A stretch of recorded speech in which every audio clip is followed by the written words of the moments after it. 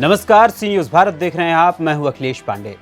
सड़ चुके सिस्टम और अपराधियों तथा दलालों के सामने घुटने न टेकने वाले पत्रकारों पर अक्सर हमले होते रहे हैं और उनके खिलाफ साजिशें भी रची जाती रही हैं। गोरखपुर में एक ऐसे ही पत्रकार के खिलाफ की गई एक बड़ी साजिश को मुकामी पुलिस ने जानबूझकर गंभीरता से नहीं लिया, जबकि इस साजिश में अपराधी द्वारा उच्च पदों पर बैठे तमाम नौकरशाहों का नाम भी घसीटा जा रहा था। मामला हाई प्रोफाइल होने के बावजूद मुकामी पुलिस साजिशकर्ता से अपना याराना निभाती रह गई।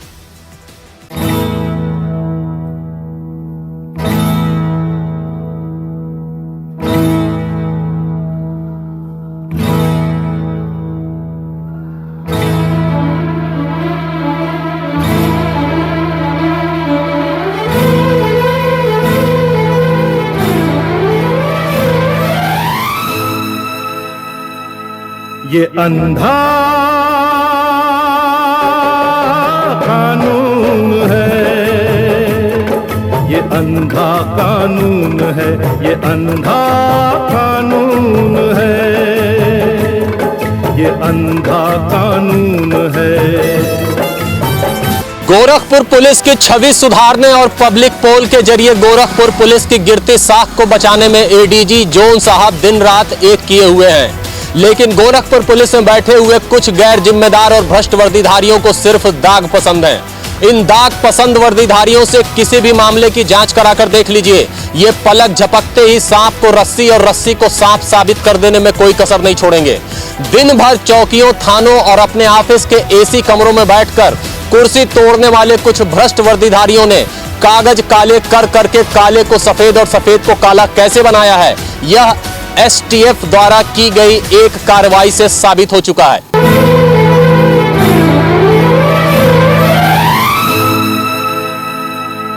ये अंधा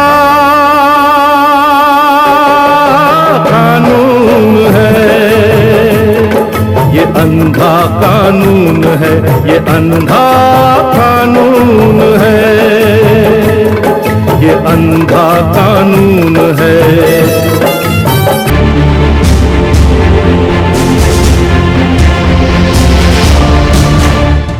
कुछ महीने पुराने एक मामले में एसटीएफ द्वारा की गई कार्रवाई उन भ्रष्ट और गैर जिम्मेदार वर्दीधारियों की फर्जी जांच आख्या के मुंह पर जोरदार तमाचा है, जिन्हें अपने बदन पर सजी वर्दी का सिर्फ दुरुपयोग करना आता है। करप्शन हमारे देश का नेशनल कैरेक्टर बन चुका है, जो पुलिस विभाग के भ्रष्ट वर्दीधारियों की भी देन है। आज से करीब 6-7 महीना पहले एक ऐसा ऑडियो वायरल हुआ था जिसमें एक पत्रकार पर फर्जी मुकदमा और रासुका लगाकर उसे जेल भेजने की साजिश रची जा रही थी।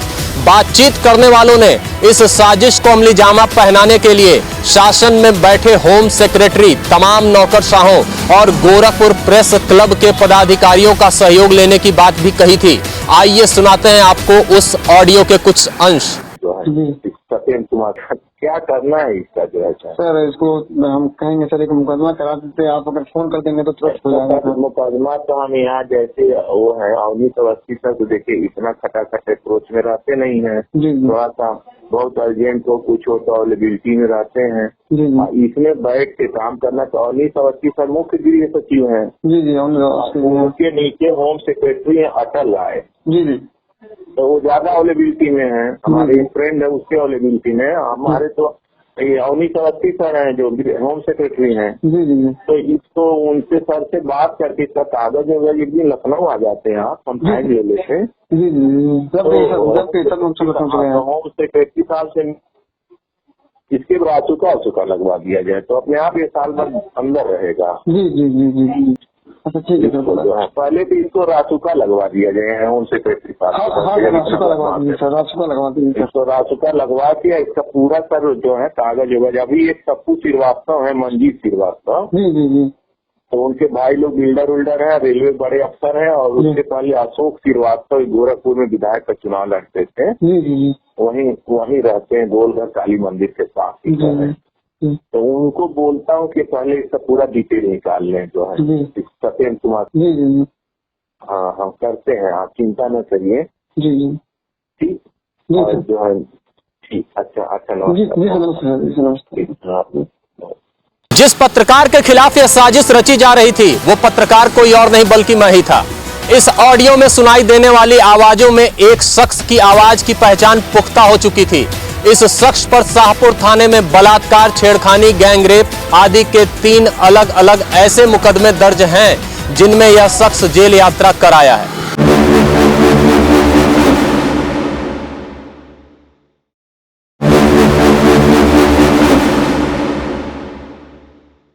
शाहपुर पुलिस को साजिश भरे इस ऑडियो को लेकर शिकायत मिली थी, जिस पर जांच और कार्रवाई करने की जिम्मेदारी अपराधियों और बेईमानों के गॉडफादर कहे जाने वाले तत्कालीन चौकी इंचार्ज पादरी बाजार और वर्तमान थाना प्रभारी सिकरीगंज को दी गई थी।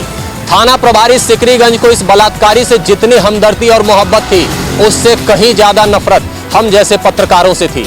इसलिए दरोगा जी ने जांच की जहमत उठाए बगैर ही शिकायतकर्ता को झूठा ठहराते हुए अपनी रिपोर्ट में यह लिख डाला कि साजिश भरे इस ऑडियो की फॉरेंसिक जांच कराई जाएगी। तमाम सफेद पोशों की जी हुजूरी, चमचागिरी और पैरवी के बल पर थाना प्रभारी बने दरोगा जी को यह भी नहीं पता कि बगैर मुकदमा दर्ज किए किसी के आवाज की फॉरेंसिक जांच नहीं कराई जा सकती।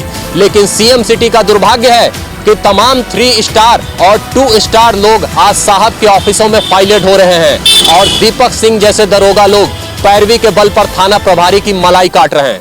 लोग अगर इससे डरते मुजरिम जुर्म करते, ये माल लुटेरे लूट गए, रिश्वत देकर छूट गए, ये अंधा कानून है। दरोगा जी की जांच और फर्जी रिपोर्ट के बाद यह मामला सीओ गोरखनाथ की टेबल पर गया।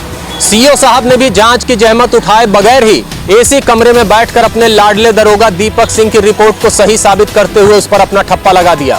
दरोगा जी ने तो बगैर मुकदमा दर्ज किए ही फॉरेंसिक जांच की बात लिखकर इस मामले में अपनी क्लोजर रिपोर्ट लगाई थी, लेकिन सीओ साहब तो अपने लाडले दरोगा से भी 4 कदम आगे निकल गए और पता नहीं किस कानून के तहत बगैर मुकदमा दर्ज किए ही शिकायतकर्ता का मोबाइल जमा कराने की बात अपनी रिपोर्ट में लिख डाली।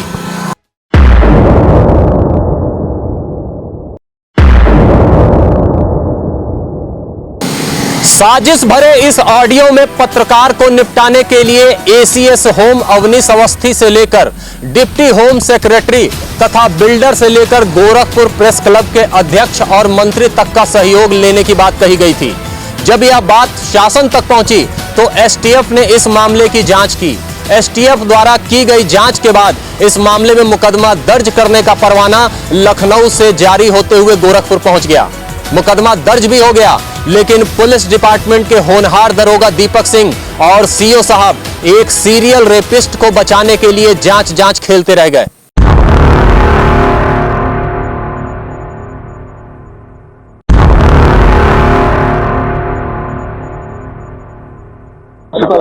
रास्ता लगवा के अब हम पूछ ले रहे हैं कि फिर हमको इसी नंबर पर हम कर देते हैं आपको। ठीक ठीक सर ठीक है, जब वो समय से देंगे तो आप उसी सुना दीजिएगा। इसे अपने ही लोग रहेंगे, वो भी अपने ही हैं, मतलब बाहर ही नहीं है वो। ठीक है, वो इसमें वो प्रेस क्लब के मंत्री हैं वो। ठीक है, क्या नाम पड़ेगा उनका? उनका मनोज यादव। अच्छा अच्छा, ठीक है, ठीक। मनोज यादव है और जो उसके अध्यक्ष हैं वो भी अच्छे हैं, त्रिपाठी हैं, मार्कंडे, वो भी अच्छे हैं। हाँ, वो भी ठीक है। ठीक है, तो अपने गुड बुक के हैं। और एक भैया है हम लोग के बाजीज भैया, बागी श्रीवास्तव। ठीक है, तो कोषाध्यक्ष रह चुके हैं, वो भी रहेंगे। जब अपने 5-6 लोग रहेंगे, जब वो जान जाएगा इतने लोग हैं आपके पीछे, उनके फरिश्ते भी आपके पीछे कभी नहीं रहेंगे। ठीक है, हाँ। बाकी जो हिंदुस्तान है, जागरण के हैं, सारे लोग कल हमको आप संज्ञान में डाल देंगे। देखते ही उसके बाद वो आप सब तैयारी करेंगे। ठीक है ना? हाँ, तो थोड़ा सा कल समय निकालिएगा आप। कुछ आप डरी हो रही है नहीं, हम लोग हैं एकदम आपके साथ। ठीक है ना? उसके बाद होगा। ठीक है, ठीक है सर, ठीक है, ठीक। जो मामला ACS home, deputy home secretary और तमाम बड़े अधिकारियों नौकरशाहों की छवि से जुड़ा हो। यदि उस मामले की जांच में भी गोरखपुर पुलिस डिपार्टमेंट के दरोगा और सीओ फर्जी रिपोर्ट लगा सकते हैं, तो फिर आम आदमी से जुड़े मामलों में ये लोग क्या करते होंगे। इस मामले में मुकदमा तो दर्ज हुआ, लेकिन इसके दर्ज होने की सूचना शिकायतकर्ता को लगभग 4 महीने बाद दी गई। और तो और कप्तान साहब के ऑफिस में बैठकर दिन भर कुर्सी तोड़ने वाले जन सूचना अधिकारी ने भी इस संदर्भ में कोई जानकारी नहीं दी और मामले को दबाए बैठे रहे। फिलहाल यह मामला भी राज्य सूचना आयोग के पास पहुंच चुका है।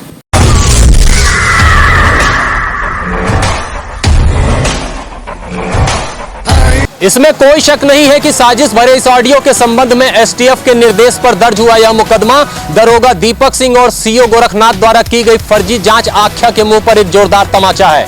यह जोरदार तमाचा वर्तमान थाना प्रभारी दीपक सिंह और सीओ गोरखनाथ की सिर्फ काबिलियत पर ही प्रश्न चिन्ह नहीं खड़े करता, बल्कि इनकी निष्ठा और गैर जिम्मेदाराना रवैये पर भी सवालिया निशान पैदा करता है।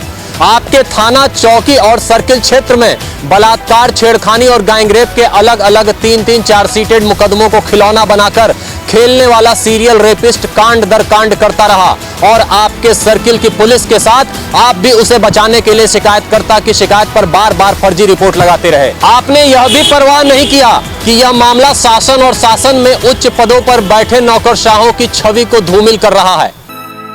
ये अंधा